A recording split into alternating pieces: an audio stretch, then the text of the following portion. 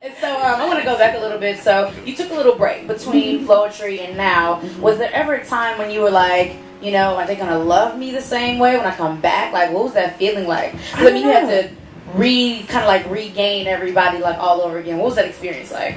For me, I was just living life. Okay. Like I said, I'm a Leo. It's the selfish jet. Yes, see? It's somewhat selfish, but not saying I disregarded anyone else's feelings as to what they felt toward me, but it wasn't something I was concerned with. I was busy writing for Alicia Keys, Jamie Foxx, and everyone else under the sun during that period. So I guess where I became too selfish is I didn't realize how many people required a solo album of me. And it was hearsay that I was going to do one, and then it came and went, and I was like, well, I don't know what I'm going to do. Right. I don't have any plans. I was too busy just living. Yeah. And I had to live to create the music that I wanted to, you know, create. I couldn't have written Chasing Clouds without feeling that way. Yeah. You know, so there were certain songs on late nights and early mornings that I had to live.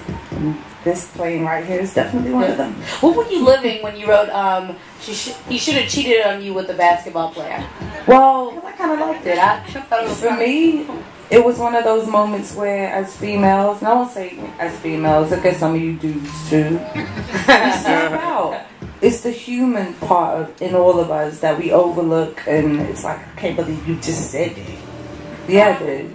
Now what? Wow. That's how I felt in the moment.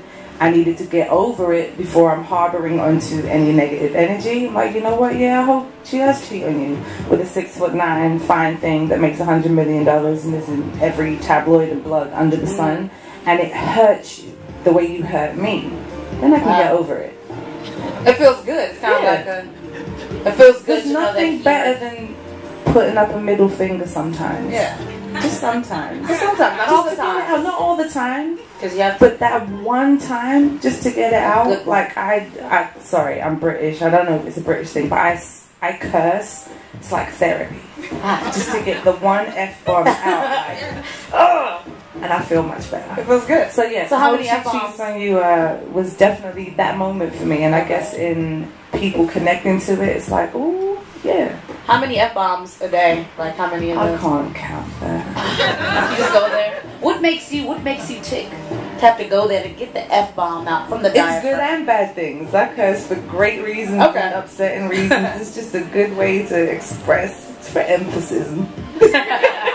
The good one from the diaphragm. Yeah, exactly. So what do you do like in your spare time? Like when you just like, because I saw the other day you went to the movies and you're I'm a tweetaholic, so you know don't think I'm a tweet, right? No, clearly you know I went to the movies. I went to the movies exactly because you told us. So what do you do in your spare time? Like go to the movies? That's just it. I do Ustream. I definitely go on my Ustream. I have the faithful following of Martians that roll with me, and kind of just I live. I cook. I go to the movies, theme parks. That's just boyfriend? Live. No boyfriend as yet, because boyfriend at my age is very trivial. Okay. So it's like I'm like fiance right now, like exactly. That one of those. I'm with it or not. Right now I'm living and working, but I'll let God have that. Okay. What was your first boyfriend like? Like your very first boyfriend? I'd say Marcel Anthony Davidson. All right.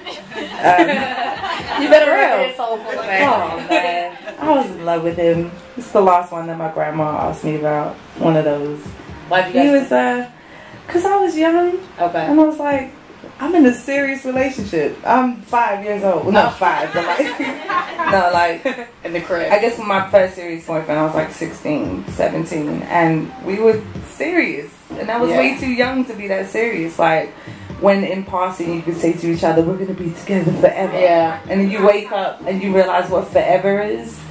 Like, that is so long. Forever? Like, oh, so many years away. So when I graduated, I was like, you know what? I don't think we should do this anymore because I have life to live. So you broke it up? Yeah. Marsha? I think I've been, broken hearted a couple of times because of what I did to him. But it's cool. It makes great music. Yeah, absolutely. Thank you. Right. You're welcome. Tell him. Tell him right now. Thank you. Oh, Marcel, thanks a lot. Well,